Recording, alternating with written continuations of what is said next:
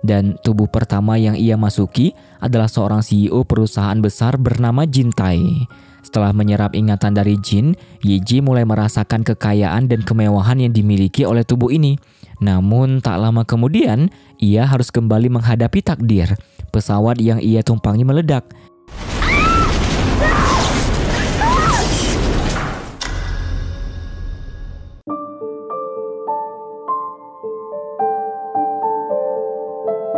Cerita dimulai dengan seorang pemuda lulusan perguruan tinggi bernama Yiji yang pagi itu sedang bersiap untuk menghadiri wawancara kerja penting. Pacarnya, Jisoo, dengan penuh semangat memberikan dukungan, menyemangatinya untuk tetap percaya diri. Namun di tengah perjalanan, sesuatu yang tak terduga terjadi. Yiji menyaksikan seorang pria tertabrak mobil di jalan. Peristiwa itu begitu mengejutkan hingga membuatnya kehilangan fokus. Ketika ia tiba di tempat wawancara, rasa terkejut itu masih membekas dalam dirinya, membuatnya gagal memberikan jawaban yang memadai. Dan tak lama kemudian, ia menerima kabar buruk bahwa lamaran kerjanya ditolak. Namun, itu hanya permulaan dari serangkaian kejadian yang akan mengubah hidupnya. Hari itu, tanpa disadari oleh Yiji, kejadian yang baru saja terjadi akan mengubah jalannya kehidupan selama 7 tahun ke depan. Wabah COVID-19 yang mulai melanda dunia semakin mempersulit pencarian pekerjaan. Yiji terpaksa menerima pekerjaan serabutan untuk membayar pinjaman biaya kuliah yang terus membebani pundaknya. Sementara teman-temannya mulai meraih kesuksesan, Yiji terjebak dalam lingkaran kegagalan. Mimpi-mimpinya terasa semakin jauh, apalagi ia hanya memiliki satu keinginan sederhana, memiliki penghasilan tetap dan sebuah keluarga yang bahagia seperti orang pada umumnya. Namun kenyataan berkata lain. 7 tahun berlalu dan akhirnya Yiji mendapat kesempatan emas sebagai peserta seleksi terakhir di sebuah perusahaan besar di tahun 2023. Saat menunggu hasil wawancara, ia mendapat kabar mengejutkan. Program investasi yang ia ikuti ternyata adalah penipuan, membuat semua tabungannya lenyap dalam sekejap. Sementara itu, hubungan dengan Jisoo juga berakhir karena ia tak sanggup melihat wanita yang ia cintai berada di pelukan pria lain. Hancur hati JJ, ia menyalahkan dirinya sendiri, merasa dirinya tak berguna. Tanpa ada tempat yang bisa dituju, ia diusir dari rumah karena tidak mampu membayar sewa. Barang-barangnya pun dikeluarkan begitu saja terendam hujan. Bukan hanya itu, kabar dari perusahaan tempat ia melamar pun datang dengan kabar buruk. YJ gagal pada seleksi terakhir. Hatinya semakin berat dan perasaan bingung serta putus asa mulai menguasainya. Merasa hidupnya tak ada harapan lagi, ia membuat keputusan drastis, mengakhiri hidup dengan melompat dari atas gedung. Tepat ketika ia akan melompat, ponselnya berdering, sebuah panggilan dari ibunya yang seolah memberikan peringatan terakhir. Namun tak seperti yang ia harapkan, keputusan YJ untuk mengakhiri hidup justru membawanya pada sebuah takdir yang tak terduga. Dengan ajaib ia terbangun di sebuah jet pribadi, berada dalam tubuh orang lain. Seorang wanita yang mengaku sebagai manifestasi kematian menjelaskan bahwa YJ akan dihukum atas dosa besar yang telah dilakukannya, menghina kematian. Sebagai hukumannya, YJ harus mengalami 12 kematian dalam tubuh reinkarnasi yang berbeda. Namun, jika ia berhasil bertahan dalam salah satu tubuh itu, ia bisa melanjutkan kehidupannya di tubuh tersebut. Namun, seperti yang dijanjikan, kematian tidak akan membuatnya mudah. Dan tubuh pertama yang ia masuki adalah seorang CEO perusahaan besar bernama Jin Tai. Setelah menyerap ingatan dari Jin, YJ mulai merasakan kekayaan dan kemewahan yang dimiliki oleh tubuh ini. Namun tak lama kemudian, ia harus kembali menghadapi takdir. Pesawat yang ia tumpangi meledak.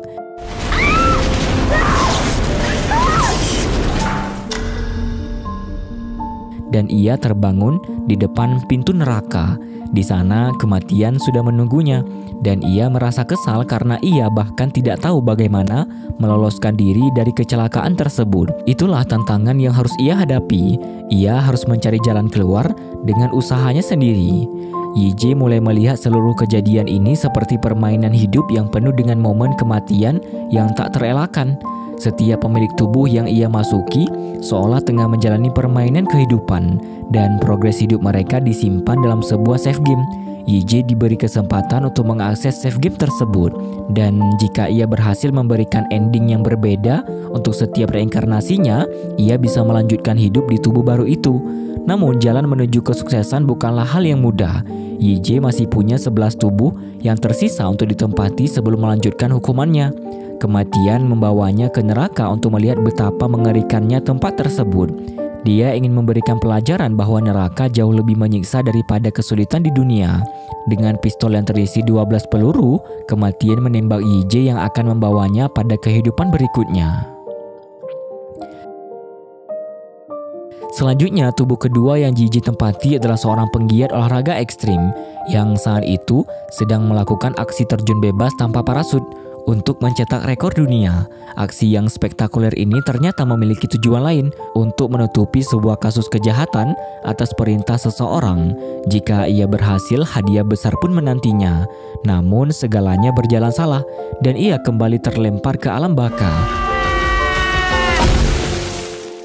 Bertanya-tanya apa kesalahan yang telah dibuatnya, ia merasa dirinya tak melakukan dosa yang besar selain mengakhiri hidupnya sendiri, yang menjadi bukti bahwa ia belum belajar apa-apa dari hukumannya.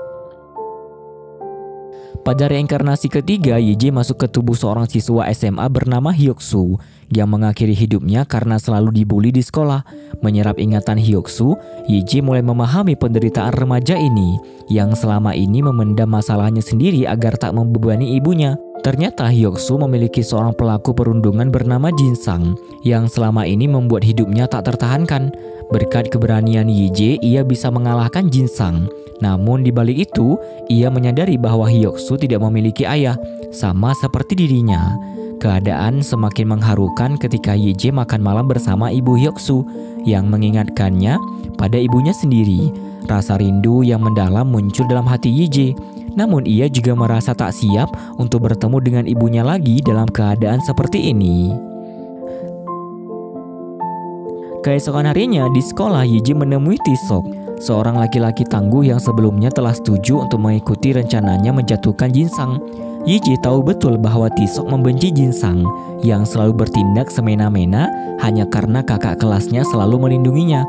Dengan pemikiran ini mereka sepakat untuk bekerja sama. Langkah pertama yang mereka ambil adalah mempermalukan Jinsang.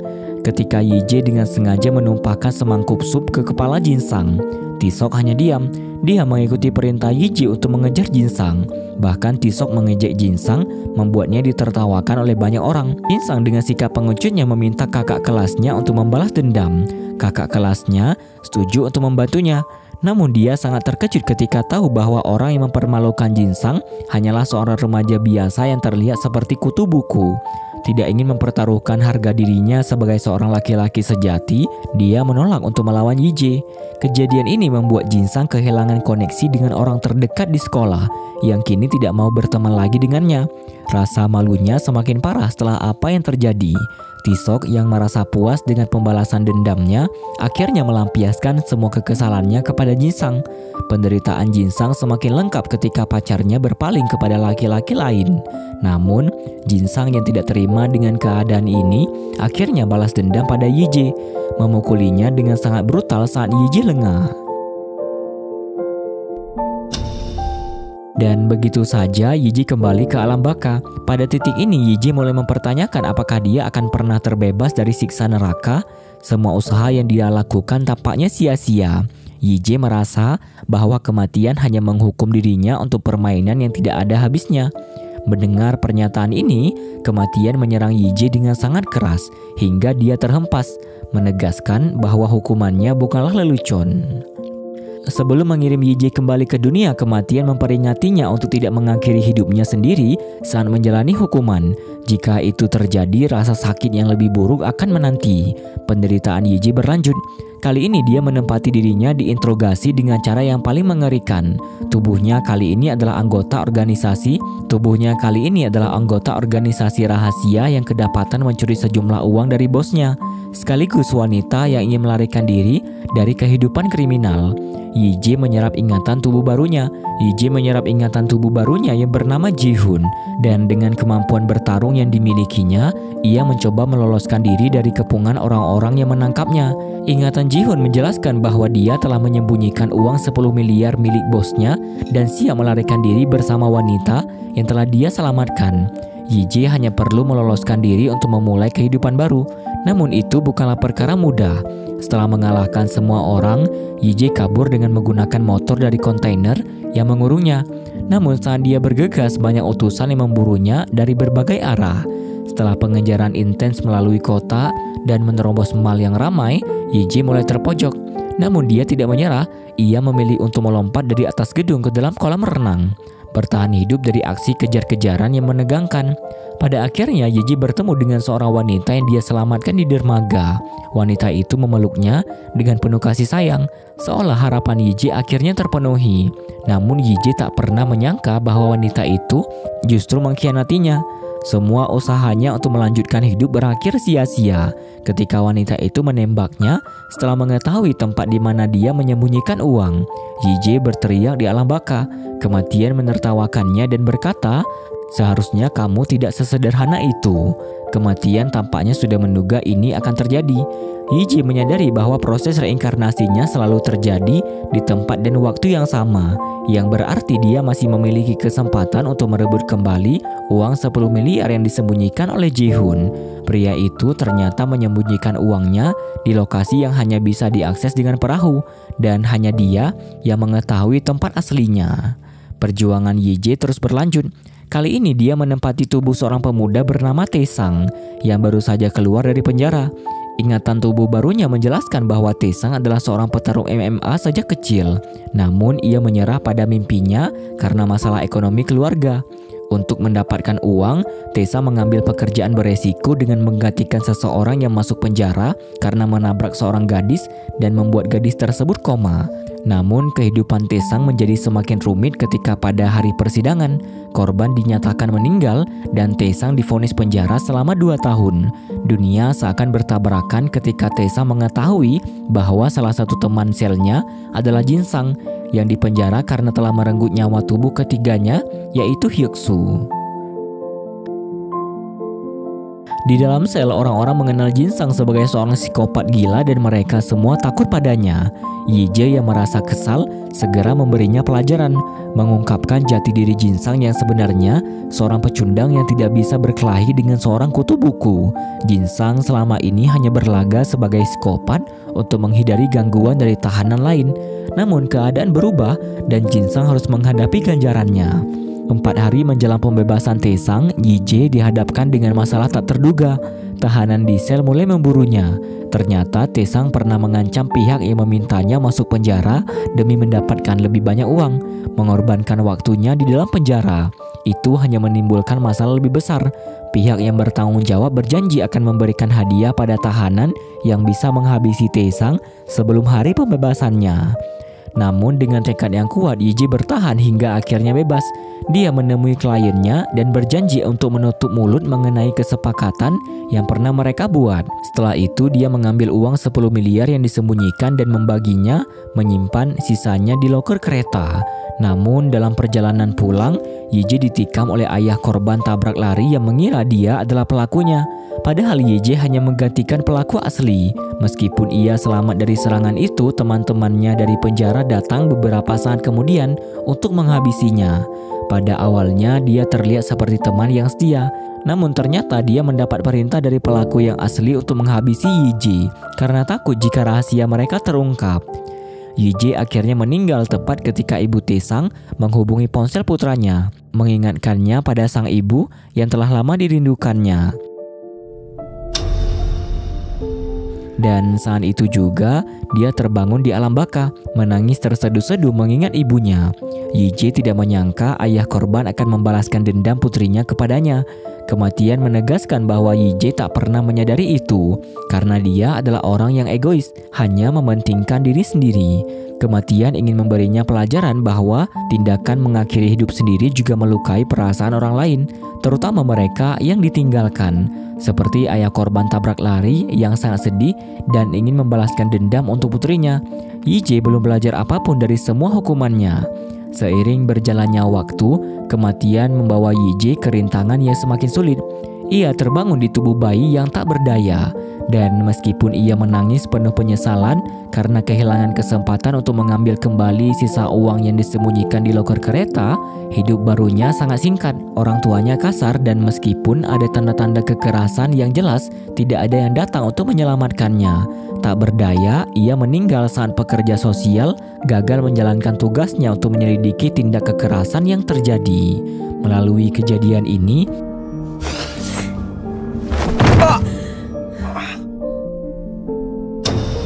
kematian ingin menunjukkan pada YJ betapa berharganya kehidupan.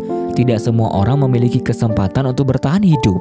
Bahkan, seorang bayi yang tak punya pilihan selain pasrah terhadap takdir. Namun dalam kebingungannya, YJ hanya fokus pada bagaimana ia bisa keluar dari lingkaran tak berujung ini. Kematian yang seakan membaca pikirannya menyadari bahwa YJ dibutakan oleh nafsu dan keinginan untuk melarikan diri dari hukumannya, yang semakin mendorongnya ke dalam kehancuran.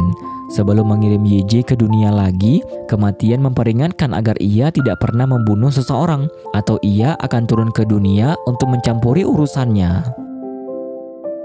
Pada kehidupan ketujuhnya, YJ terbangun di tubuh seorang pria yang tidak hanya tampan, tapi juga terkenal dan hidup dalam kekayaan. Namun rintangan baru segera muncul setelah YJ mengambil kantong uang tunainya. Ia pergi membantu temannya mengelola kafe dan bertemu dengan mantan pacarnya Jisoo yang baru saja meraih kesuksesan sebagai seorang novelis. Melalui sebuah novel tersebut, dia belajar bagaimana Jisoo melewati rintangannya untuk menggapai mimpi. Dalam sesi wawancara, Jisoo mengungkapkan bahwa dia bisa sampai sejauh ini berkat dukungan pacarnya yang sangat dia cintai. Jisoo tidak pernah selingkuh, dan laki-laki yang bersamanya pada malam itu adalah kakaknya sendiri. Melalui wawancara, Jisoo mengungkapkan bahwa dia bisa sampai sejauh ini berkat dukungan pacarnya. Setelah membaca bukunya, YJ mendekati Jisoo sebagai penggemar yang ingin meminta tanda tangannya. Mereka semakin dekat ketika YJ menceritakan kisah kematiannya, seolah-olah itu cerita fiktif. Dengan sangat detail dan penuh emosi, Jisoo senantiasa mendengarkannya dan dia membagikan pendapatnya mengenai karakter kematian yang menurutnya terlalu kejam pada protagonis. YJ berteriak mengatakan bahwa karakter itu memang kejam dan dia merasa lega karena keresahannya selama ini ada yang menyadari. Melihat bagaimana YJ hanyut dalam ceritanya sendiri membuat Jisoo tertawa. Namun perasaan YJ semakin rumit saat Jisoo bertanya tentang nama karakter utama dalam cerita tersebut. YJ yang terkejut menjawab bahwa ia belum memikirkannya. Seiring waktu, YJ semakin sering mengunjungi kafe tempat Jisoo bekerja, menceritakan kisahnya seolah-olah itu adalah sebuah novel. Pada suatu kesempatan, Jisoo bertanya mengapa karakter utama dalam cerita tersebut tidak pernah mengunjungi ibunya. YJ menjawab bahwa ia takut ibunya akan sangat sedih jika bertemu dengannya lagi. YJ dengan raga barunya ingin membuat hubungan baru kembali dengan Jisoo. Tapi Jisoo belum bisa membuka hatinya lagi karena dia masih berduka atas kematian mantan pacarnya itu. Melihat Jisoo masih berduka, YJ baru sadar dampak tindakannya bunuh diri terhadap orang-orang yang dicintainya, terutama ibunya sendiri. Saat ia berkunjung ke rumah duka dan bertemu dengan ibunya yang diam-diam menangisi kepergiannya, hatinya hancur melihat betapa beratnya kehilangan yang ditanggung ibunya. Sekarang YJ memahami bahwa hidup itu sangat singkat dan berharga. Ia memutuskan untuk memberikan semua uang yang dimilikinya kepada ibunya dan akhirnya menemui Jisoo untuk mengungkapkan perasaannya. Dengan mengungkapkan jati dirinya, YJ berpikir ketika dia bunuh diri, Jisoo akan baik-baik saja. Tapi sekarang dia tahu bahwa itu salah, dan pada saat itu YJ kembali mengungkapkan cintanya. Namun saat ia mengungkapkan cintanya, sebuah mobil menabrak mereka berdua. Dalam keadaan setengah sadar, YJ melihat bahwa pelakunya adalah seseorang yang selalu muncul dalam setiap kehidupan reinkarnasinya. Dia adalah Taewoo, seorang psikopat yang ternyata adalah pewaris perusahaan besar dan kakak dari tubuh pertama yang ditempati YJ. Dialah yang mensponsori olahraga ekstrim di tubuh kedua yang berjanji memberikan uang 3 miliar. Dia yang membayar tubuh keempat untuk melakukan aksi kriminal. Dia juga yang sebenarnya pelaku yang menabrak seorang gadis hingga koma, yang membayar tubuh kelima untuk menggantikannya di penjara. Pada akhirnya dia adalah orang yang menabrak Jisoo dan Ye-jae di tubuh ketujuh, menghilangkan bukti dan saksi untuk menutupi jejak-jejak kegelapan yang telah ia buat, dan meminta bawahannya untuk masuk penjara atas kelalaiannya tersebut. Di alam baka, Ye-jae menangisi kepergian Jisoo, merasa patah hati dan penuh penyesalan. Ia bersumpah akan membalasi kematiannya. Namun kematian menjelaskan bahwa kejadian ini sudah ditakdirkan. Jisoo dan tubuh ketujuhnya memang seharusnya tertabrak mobil pada saat itu. Kematian memperingatkan Ye-jae bahwa ia seharusnya tidak menyalahkan takdir, karena semuanya sudah ditentukan sejak awal. Namun Ye-jae yang masih diliputi rasa marah dan penyesalan tidak ingin membuang waktu lagi. Ia memohon pada kematian untuk segera mengirimkannya ke dunia kembali, agar ia bisa memperbaiki segala kesalahan yang telah dibuat. Perjalanan Ye-jae berlanjut ketika ia terbangun di tubuh Gyuchol, seorang seniman gila yang dikenal karena karyanya yang mengerikan, dibuat dengan darah manusia. Gyuchol adalah seorang psikopat jenius yang telah merenggut banyak nyawa, namun polisi tak pernah berhasil mengungkap identitasnya. Sejak kecil Gyuchol merasa tidak dihargai sebagai seniman, hingga suatu hari ia secara tidak sengaja menyaksikan seseorang mengakhiri hidupnya sendiri. Kejadian itu memberinya inspirasi untuk menciptakan karya seni yang lebih gelap, yang menggabungkan darah dan kematian. Namun Gyuchol tidak hanya seorang seniman biasa, ia mengidap tumor otak, dan dokter memberitahunya bahwa hidupnya sudah tidak lama lagi. Meskipun begitu, Ye-jae tidak peduli, karena misinya kali ini adalah untuk membalas dendam pada Taewoo, orang yang bertanggung jawab atas kematian mantan pacarnya. Tanpa membuang waktu, Ye-jae memanfaatkan kesempatan untuk bertemu dengan Taewoo yang tertarik untuk membeli salah satu karya seni Gyuchol. Pertemuan mereka tegang, dipenuhi dengan permusuhan tersembunyi Ye-jae. Tapi bagi Taewoo, pria yang di depannya hanyalah seorang seniman yang tak dianggap sebagai ancaman. Meski kehilangan kesempatan untuk melenyapkan Taewoo pada pertemuan pertama, Ye-jae kini tahu alamatnya dan segera menunggunya di depan rumah Taewoo pada malam itu. Dengan kemampuan bertarung Taesang, Ye-jae dengan mudah memojokkan Taewoo. Namun keadaan berubah saat Taewoo mengeluarkan senapan dan tanpa ragu menembak Ye-jae dari belakang. Ye-jae sudah memprediksi hal ini pasti terjadi dan menggunakan rompi anti peluru memberi dirinya keunggulan. Dia berhasil menangkap Taewoo dan membawanya ke studio seni milik Gyuchol. Namun sekali lagi keadaan tidak berpihak pada Ye-jae. Tubuhnya tiba-tiba pingsan karena tumor otak yang terus berkembang. Taewoo memiliki cukup waktu untuk melepaskan ikatan dan membalikkan keadaan. Taewoo mulai menceritakan kisahnya kepada Ye-jae. Ia mengungkapkan bagaimana dirinya berubah menjadi psikopat, dimulai dari kejadian ketika ia tidak sengaja menabrak seorang pria di tengah jalan. Pria itu adalah orang yang dilihat Ye-jae ketika ia hendak melakukan wawancara dan membuatnya gagal mendapatkan pekerjaan. Dan saat melihat korban meminta tolong, Taewoo merasa seperti Tuhan yang bisa menentukan hidup atau mati seseorang. Sejak saat itu, ia merasa kepuasan tersendiri setiap kali mengakhiri hidup manusia. Taewoo meminta Ye-jae untuk memohon ampun padanya, namun Ye-jae meludahi wajahnya dan tertawa. Dengan penuh kebencian, Ye-jae mulai mengungkit kematian Jin Tae di pesawat yang ternyata direncanakan oleh Taewoo untuk merebut hak waris perusahaan ayahnya agar jatuh kepadanya. Taewoo terkejut karena itu adalah rahasia miliknya sendiri. Tapi ia tidak takut. Pada malam itu, Ye-jae mengalami kematian yang paling menyakitkan dalam hidupnya. Meskipun begitu, dia terus tertawa menghadapi kematiannya. Seakan tidak pernah berniat untuk membunuh Taewoo di tubuh kedelapannya. Sebaliknya, ia telah menanam benih untuk menjatuhkan Taewoo di kehidupan berikutnya. Namun ada hal yang Ye-jae tidak ketahui. Studio Gyuchol dilengkapi dengan banyak CCTV dan semua perbuatan Taewoo pada malam itu sudah terekam. Kematian ingin menunjukkan kepada Jie rasa sakit yang sesungguhnya. Tetapi tampaknya Ye-jae terlalu fokus pada balas dendam mantan pacarnya terhadap Taewoo dan mengabaikan pelajaran yang telah diberikannya selama ini. Sebelum melanjutkan ke babak berikutnya, kematian sekali lagi memperingatkan Ye-jae bahwa ia akan dilemparkan ke neraka jika ia terus mencoba untuk membunuh seseorang.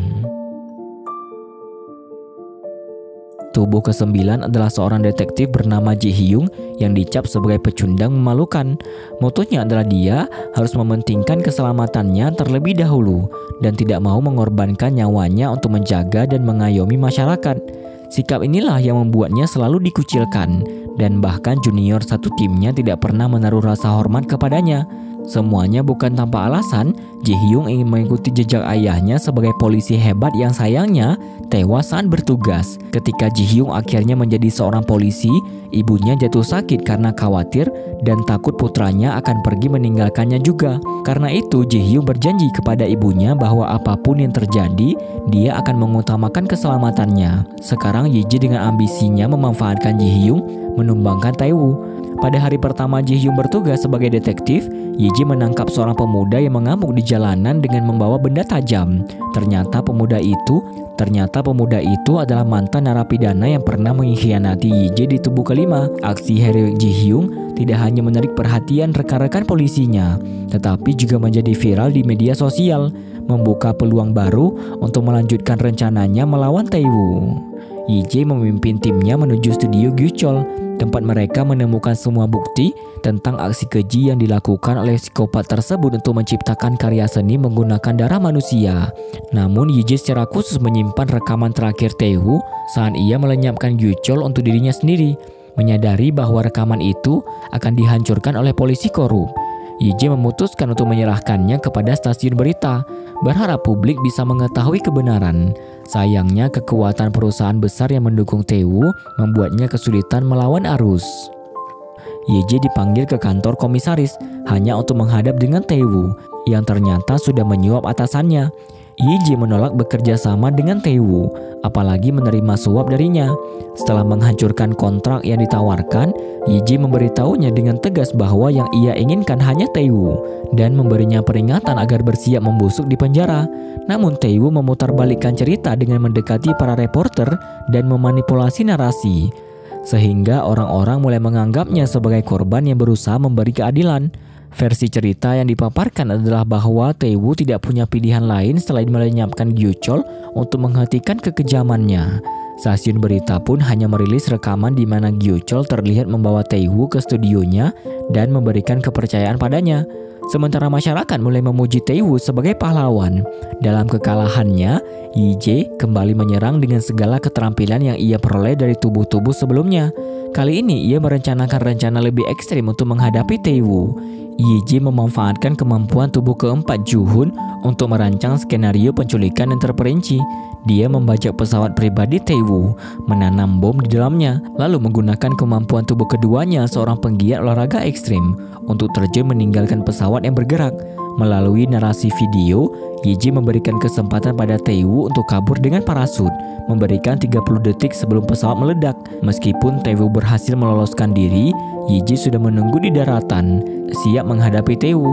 Dengan siluet tubuh aslinya yang menonjol, Yi-ji mencoba merenggut nyawa Tae-woo. Sementara kematian turun ke bumi bersiap untuk membawanya ke neraka karena Yi-ji ingin membunuh seseorang.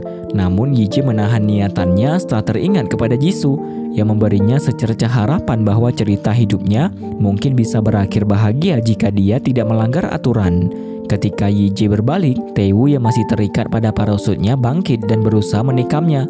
Namun hembusan angin kencang menghentikan niatannya, dan kehidupan Tae-woo berakhir tragis ketika sebuah truk menabraknya dengan kecepatan tinggi. Beberapa hari kemudian, Tae-woo terbangun di rumah sakit dengan kedua kakinya yang diamputasi. Sementara Yi-ji berhasil mengungkap kejahatan Tae-woo ke publik, menghancurkan dunia Tae-woo dalam sekejap. Setelah balas dendamnya tercapai, Yi-ji melanjutkan hidupnya sebagai detektif Ji-hyung. Kini dengan penghormatan penuh dari junior-juniornya yang menganggapnya sebagai keluarga. Ibu detektif Ji-hyung sudah meninggal dan janjinya untuk mementingkan diri sendiri sudah tidak berlaku. Yi-ji melakukan tindakan yang sangat berani saat mengorbankan dirinya untuk menyelamatkan juniornya, dan dia merasakan sangat bangga dengan keputusannya. Namun, kematian yang mencemooh perasaan tersebut dan menanyakan siapa sebenarnya dirinya. Dalam kebingungan, Yi-ji tidak bisa menjawab pertanyaan tersebut, dan kematian segera mengirimnya kembali ke dunia. Yi-ji terbangun di tubuh ke-10. seorang tunawisma yang sedang menonton berita tentang kematian detektif Ji Hyung yang meninggalkan luka mendalam bagi masyarakat. Karena pada akhir hayatnya Ji Hyung dianggap sebagai pahlawan. Untuk pertama kalinya Yi Jae menghadiri pemakaman dirinya sendiri dan mulai memahami maksud dari pertanyaan kematian tentang siapa dirinya sebenarnya. Teman-teman dan kolega sebelumnya memandangnya sebagai tunawisma kotor. Bahkan keluarga dari orang yang ia selamatkan memperlakukannya dengan hina.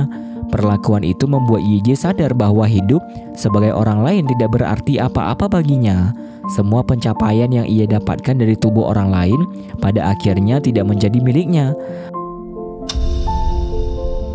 Melalui kejadian ini, kematian ingin memberi pelajaran pada Yi Jae untuk lebih menghargai kehidupannya sendiri. Karena seburuk apapun nasib yang menimpanya, itu adalah kenyataan. Dia tidak bisa menukarnya dan hanya bisa melewatinya. Namun Yi Jae tampaknya belum sepenuhnya memahami pelajaran ini. Ketika ia terjatuh dari tangga mencoba menghindari kristal ingatan yang membebani pikirannya, nyawanya tidak terselamatkan, meninggalkan dua tubuh tersisa untuk menjalani hukuman berikutnya.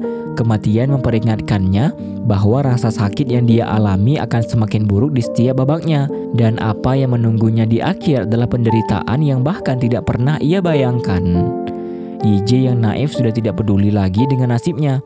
Ia berencana untuk mengakhiri dua kehidupan yang tersisa dan dengan angkuh meminta kematian untuk segera mengirimnya ke dunia. Tubuh ke-11 Yi Jae adalah orang yang menjadi gambaran dari apa yang selalu ia harapkan dalam hidupnya.